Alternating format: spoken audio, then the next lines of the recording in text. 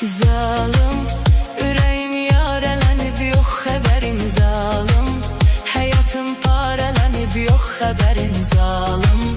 Çəkirəm ayrılığın dərdi sərin zalım. Zalım, üzü həsrət mənimin dərdə salıb zalım. Ürəyim dərdin əlindən qocalıb zalım. Məni dərdin, kədərin məndən alıb zalım.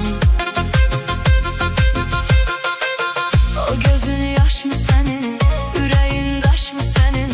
Yerini söylə gəlin, həyatın boşmu sənin? Yenə başdan tanışaq, gələcəkdən danışaq, yeksəygah barışaq. De halım xoşmu sənin zalım?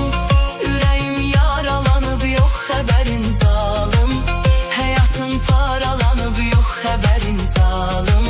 Çəkirəm ayrılığın dərdi sərin zalım. Zalım, üzü həsrət mənimin dərdə salıb zalım. Ürəyim dərdin əlindən qocalıb zalım. Məni dərdin, kədərin məndən alıb zalım.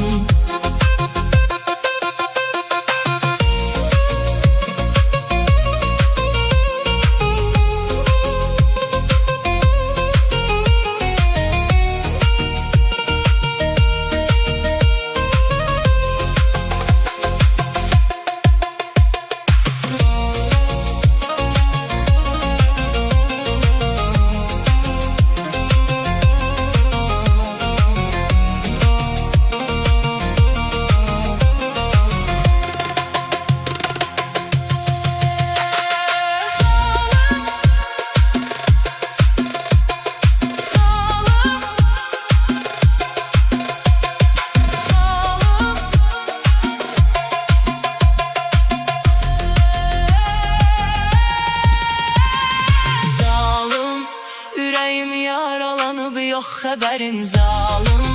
Həyatım paralanıb, yox xəbərin zalım. Çəkirəm ayrılığın